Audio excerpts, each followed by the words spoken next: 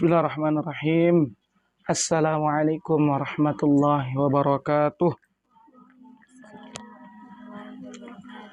Jadi menjawab pertanyaan dari Ida, mana lebih utama ya? Apa tadi? Mana lebih penting, mana yang lebih kita utamakan, mencari ridha Allah atau mencari keberkahan Allah? Tentu yang paling utama, yang paling penting, yang paling pertama dan utama adalah mencari ridha Allah. Itu yang pertama. Kenapa?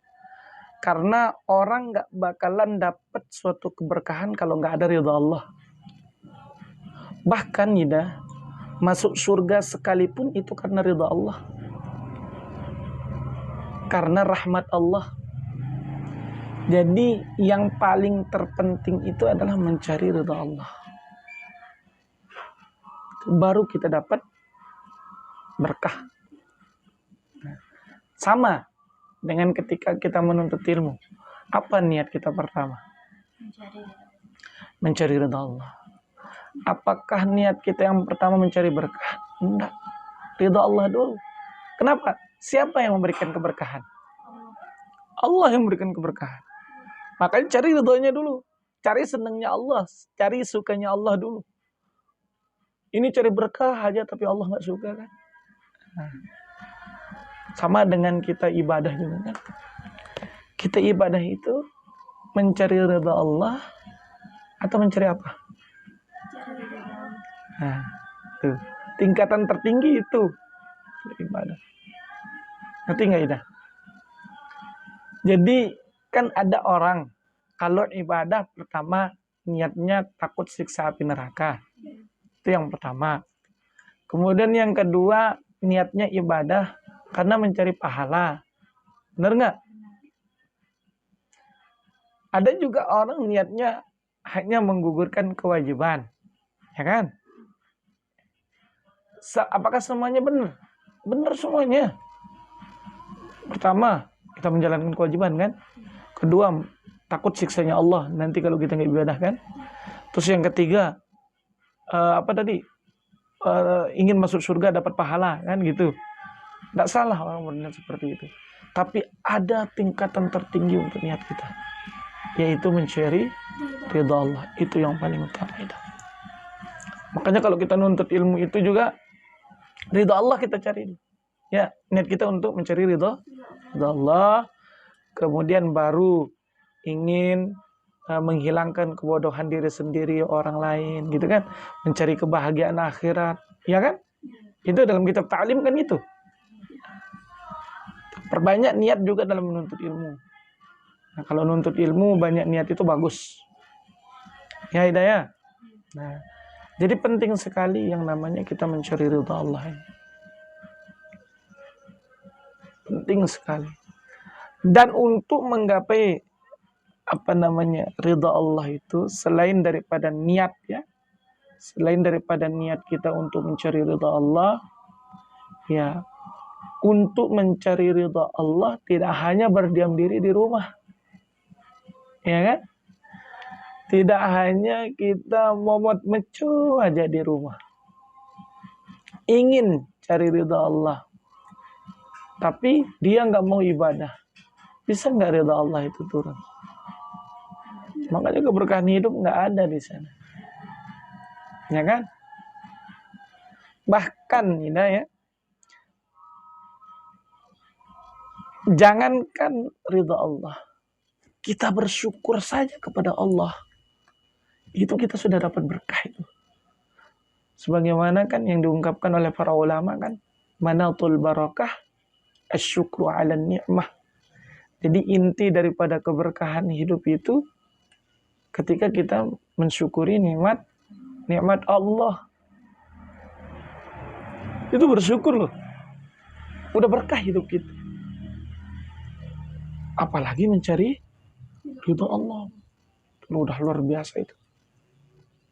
Jadi artinya ketika kita melakukan sesuatu itu hadirkan Allah. Paham nggak? Makanya sebelum kita datang ke sini niatkan diri untuk mencari ridha Allah. Kemudian sebelum kita mulai, kita berdoa kepada Allah supaya Allah ridha, ya kan? Supaya Allah turunkan ridhanya untuk kita, supaya Allah turunkan rahmatnya untuk kita, supaya Allah turunkan barokahnya untuk kita semua. Itu dia itu, ya. Saya rasa udah pas dah itu, insya Allah. Yang paling penting adalah cari ridha Allah. Kalau rentetan keberkahan itu masih bawah ya. Ridha Allah yang paling utama. Nanti keberkahan kalau Allah udah ridho, kan ridho ini kalau bahasa kita kan suka sama suka gitu kan. Ridho, aku ridho sama kamu, aku ridho lihat kamu pergi, berarti saya setuju, saya suka lihat kamu ke sana. Suka sama suka. Ketika kita ridho, mewakafkan diri kita untuk Allah, paham gak nih? Nah, mewakafkan diri kita ibadah untuk Allah, maka Allah pasti akan menurunkan ridha untuk kita. Maka Allah akan menurunkan ridhonya untuk, kan kita sudah ridha ini. Kita sudah ridha untuk Allah, menyerahkan diri untuk Allah, ya kan? Mewakafkan diri untuk Allah, beribadah kepada Allah, maka Allah juga akan ridha kepada kita.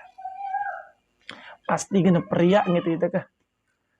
Jadi nanti di akhirat, ya, kalau kita sudah meridhakan diri kepada Allah, artinya menyerahkan diri kepada Allah, ya segala sesuatu kita ridha untuk mengerjakannya dengan suka, dengan hati yang ikhlas, itu ridha kan? Ya, maka nanti di akhirat Allah akan ridha lihat kita masuk surga. Ini kita berbicara akhirat ya. Berkah itu juga. Ketika kita masuk surga kan suatu keberkahan itu. Itu dia. Jadi kan pernah saya sampaikan kan, keberkahan itu adalah sesuatu yang kita nikmati setelah kita sudah berusaha. Itu keberkahan. Keberkahan ilmu itu, kapan kita dapatkan keberkahan ilmu itu? Ketika kita mendapatkan kenikmatan dalam kita menuntut ilmu. Artinya, misalkan di sekolah, kita udah sekolah sesuai, kita menjalankan aturan, kita mencari ridha Allah, kita mencari berkah Allah dan sebagainya, ya, maka kapan keberkahan itu akan kita rasakan? Ya ketika kita keluar. Bahkan ada orang yang belum keluar juga sudah mendapatkan keberkahan itu. Sudah diminta oleh masyarakat untuk ini, untuk itu. Atau keberkahan itu dia amalkan, ilmunya itu juga berkah. Paham nggak? Bahkan ada juga ya salah satu daripada diterimanya suatu amalan seseorang itu atau suatu yang sudah dikerjakan itu adalah ketika dia terus konsisten istiqomah mengerjakan yang sudah dilakukan itu. Paham nggak? Misalkan sebelumnya dia rajin nuntut ilmu, berhenti dia dari sekolah itu tetap dia nuntut ilmu, entah itu nuntut ilmu di luar, entah dia mencari ilmu di para ustadz, itu dia tetap konsisten. Itu salah satu tanda diterimanya amalan seorang. Itu salah satu tanda keberkahan. Dia tetap menikmati ilmu itu. Bahkan salah satu tanda keberkahan juga, selain dia konsisten melakukannya, dia tidak pernah bosan mendengar ilmu walaupun dia berkali-kali mendengarnya. Paham nggak? Misalkan Ustadz sampaikan nih tentang keberkahan. Misalkan, ini kan pernah saya sampaikan di sekolah dan sebagainya kan. Tapi walaupun disampaikan sama orang, misalkan atau Ustadz lagi menyampaikan. Kalau ada orang, ya lontut terdengar, karena misalkan. Itu aja kita dengar ya, bosan kita. Itu ciri-ciri ilmunya nggak berkah dah itu. Serius. Itu ciri-ciri ilmunya nggak berkah. Tapi ciri-ciri ilmu yang berkah itu adalah ketika dia menikmati walaupun dia pernah mendengar ilmu itu.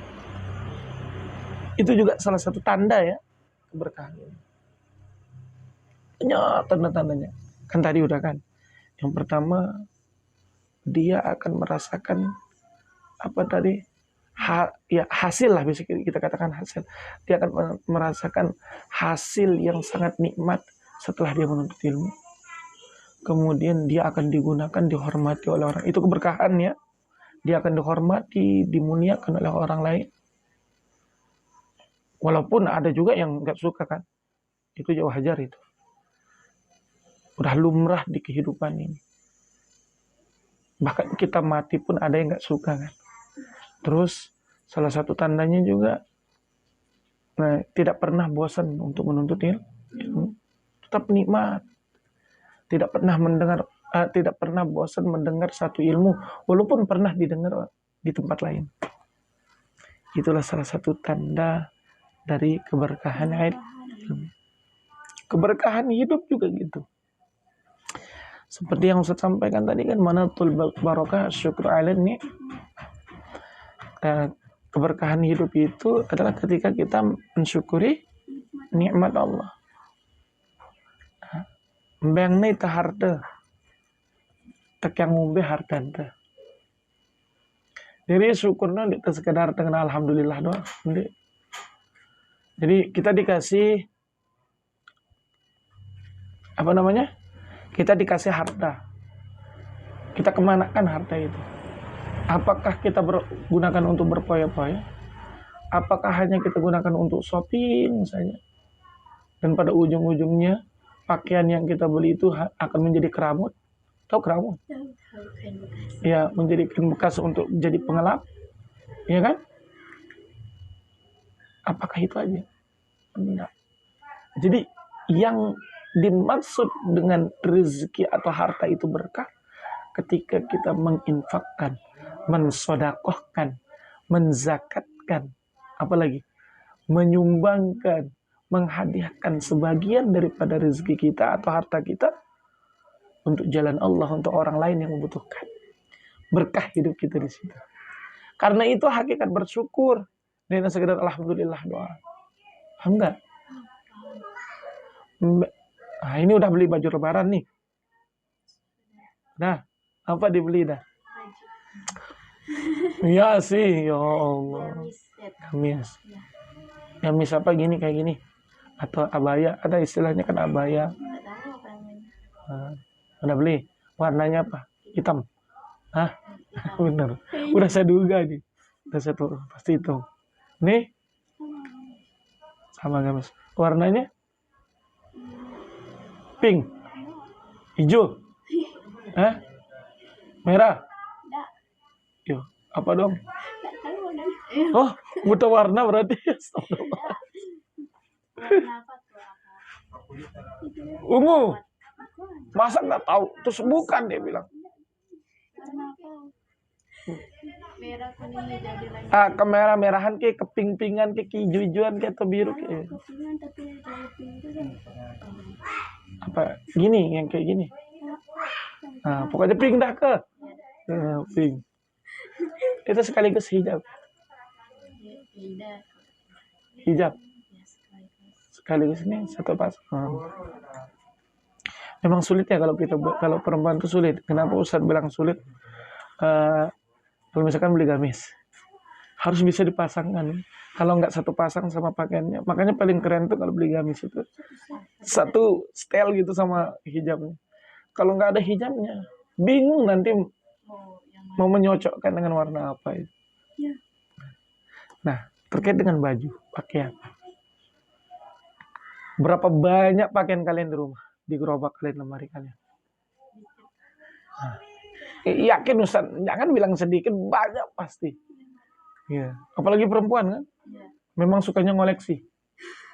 Kalian kira pakaian itu nggak kalian akan bertanggungjawabkan nanti di hadapan Allah? Makanya pakaian itu, kalau kalian punya pakaian, gunakan untuk ibadah.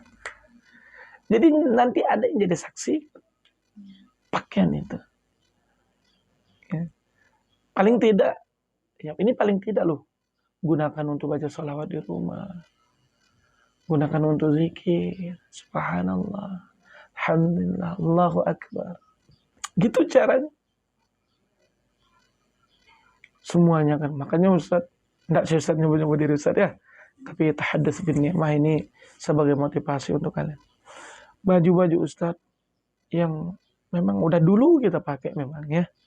Tapi sekarang ini jarang Ustaz pakai. Itu Ustaz sumbangkan di Latif, Ustaz sumbangkan di Scop, murid-murid Ustaz yang ada di Bandung. Sumbangkan. Karena itu akan dipertanggungjawabkan nanti di hadapan Allah. Nah, makanya hakikat orang bersyukur ketika dia punya pakaian, dia gunakan untuk hal-hal yang baik pakaiannya. Bukan digunakan untuk mencuri. Ya, bukan digunakan untuk lalu-lalu mejeng, lalu-lalu bekedek, lalu-lalu main-main ke taman, ke pantai untuk mempertontonkan auratnya. Lebih baik aurat itu dipertontonkan untuk suami, untuk istri, gitu kan? Nah. Tapi khusus itu di dalam rumah. Ini sudah sugul. Jangan.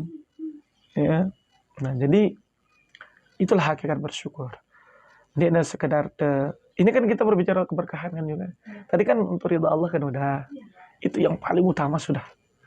Nah, masalah keberkahan juga kita bersyukur juga keberkahan. Ya kan? Memiliki pakaian udah berapa banyak. Makanya kalau Ustaz sekarang gini maknanya. Kalau mau pakai pakaian kan dari atas nih. Baju misalkan dari atas ke bawah. Atas dulu ambil. Paham nggak? Ya. Saya pakai tuh. Terus kalau udah kotor ganti, di bawahnya lagi itu pakai. Paham nggak? Nah setelah itu pakai di sini enggak sih Ustaz, pakai lalu-lalu bekedek, lalu-lalu untuk hal-hal yang tidak. Terus sampai nanti yang lain kan udah dilipat, misalkan udah Ustaz cuci, udah ustazahnya cuci misalkan, udah dicuci. Nanti yang udah dicuci itu taruh di paling bawah. Angkat dulu yang masih ada sisanya itu, angkat ke atas atau dipindah dulu, taruh yang udah dicuci itu, yang udah dilipat itu paling bawah. Jadi tetap dipakai itu berurutan. Tahu nggak? Nah, jadi supaya apa? Bahkan baju-baju partai Ustadz, tahu baju partai itu? Baju-baju caleg presiden itu. Karena supaya sebagai bentuk penghormatan kita juga kan, untuk sebagai adab kita juga agar tidak yang jadi pengelap, ya kan? Jadi kalau Ustadz lagi kepanasan, banyak keringat yang keluar misalkan, terus pas sudah waktu sholat misalkan, itu sudah pakai Ustadz sholat, nggak apa-apa kan? Misalkan kalau di rumah, kalau Ustadz nggak ke masjid misalkan kalau sholat di rumah pakai baju partai. Misalkan lagi panas, tapi kalau nggak panas ya pakai yang gini. Asalkan jangan nggak pakai baju. Tetap misalkan sah aja di atas pusatnya tempat ini sarungnya. Terus menutup lutut juga, kan udah ketutup auratnya. Tapi kan makruh itu. Ya, kalau masalah sah. Nah, itu keberkahan hidup ya. Itu kalau kita mau mendapatkan keberkahan itu, ya syukuri nikmat Allah.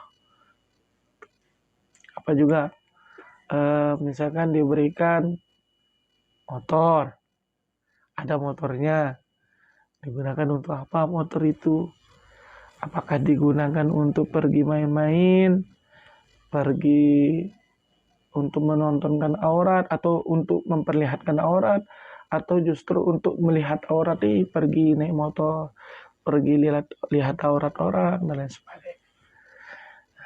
Bukan.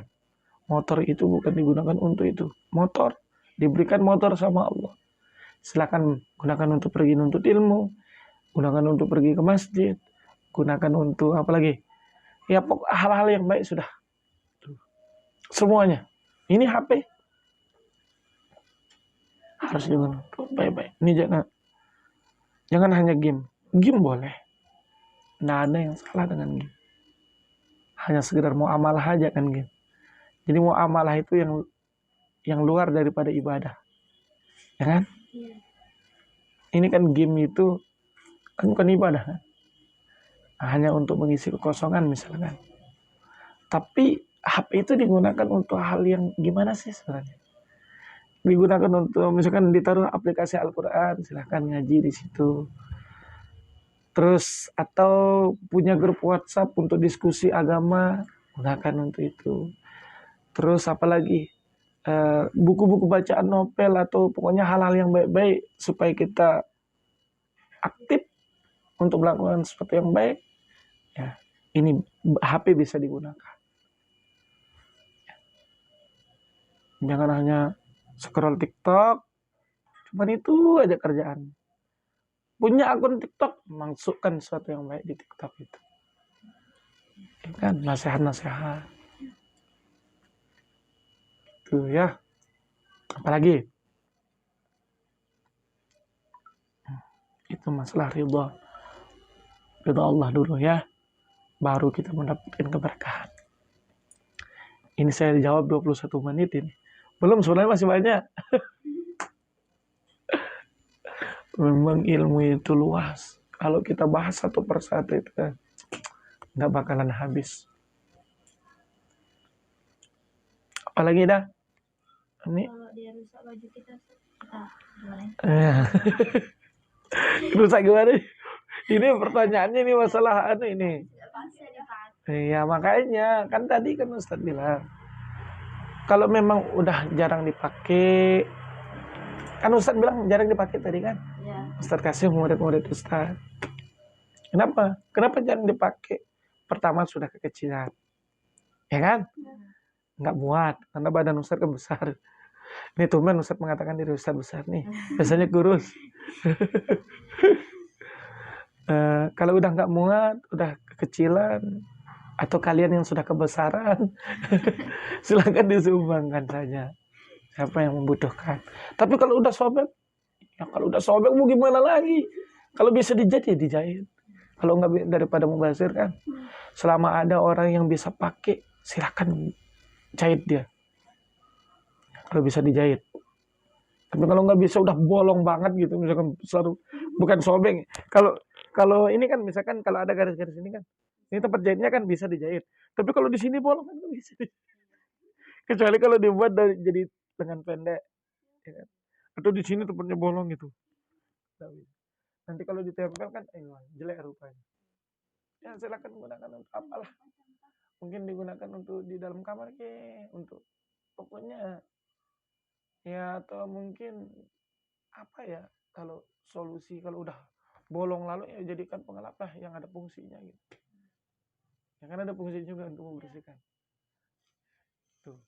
Tapi kalau bisa disumbangkan, sumbangkan lebih baik. Terus tempat kita menyumbangkan juga harus pilih-pilih juga. Kenapa Ustadz bilang pilih-pilih? Ini pertama ya caranya.